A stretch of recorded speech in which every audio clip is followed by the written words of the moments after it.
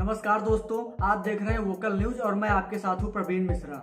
विश्व फुटबॉल संचालन संस्था फीफा ने तीसरे पक्ष के हस्तक्षेप के कारण भारतीय फुटबॉल महासंघ यानी AIFF को तत्काल प्रभाव से निलंबित कर दिया है। फीफा के नियमों के गंभीर उल्लंघन की वजह से यह निर्णय लिया गया है। AIFF को अपने 85 साल के इतिहास में पहली बार फीफा से निलंबन झेलना पड़ा है। AIFF को सस्पेंड करने का मतलब है कि अंडर 17 महिला फुटबॉल वर्ल्ड कप टूर्नामेंट, जो कि भारत में इसी साल 11 अक्टूबर से 30 अक्टूबर के बीच में आयोजित होने वाला था, अब ये तय समय पर नहीं होगा। इसकी मेजबानी भारत से छीनी भी जा सकती है।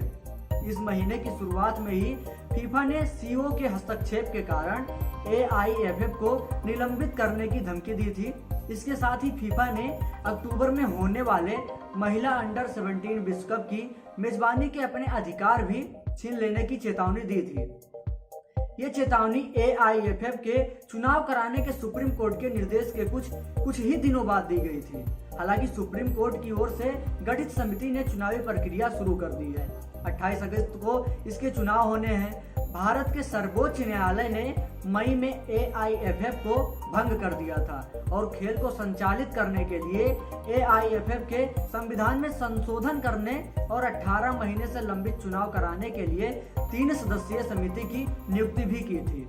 जवाब में फीफा और एशियाई फुटबॉल परिसंघ ने FC महासचिव बिंडसर जॉन के नेतृत्व में एक टीम को भारतीय फुटबॉल के बोर्ड के अधिकारियों से मिलने के लिए भेजा था और AIFF के लिए जुलाई के अंत तक अपने नियमों में संशोधन करने और बाद में 15 सितंबर तक फिर से चुनाव करने के लिए एक रोड मैप तैयार किया गया था।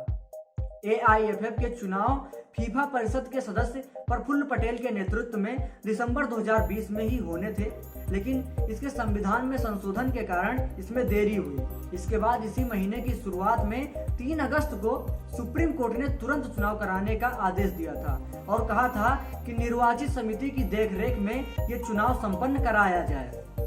अब आपको बताते हैं कि आखिर फीफा ने ये प्रतिबंध क्यों लगाया है।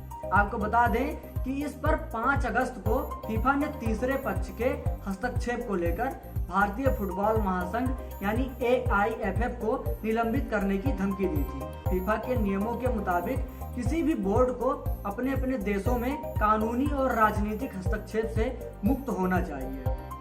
फीफा ने पहले भी इसी तरह के मामले में अन्य देश के बोर्डों को भी निलंबित किया है। निलंबन को हटाने पर फीफा ने कहा कि चुनाव संपन्न होने के बाद जब AIFF की कार्यकारी समिति का गठन हो जाएगा और AIFF पर यह समिति अपना नियंत्रण हासिल कर लेगी, मतलब पूरी तरीके से अपना नियंत्रण या समिति हासिल कर लेगी, उसके बाद यह निलंबन हटा लिया जाएगा।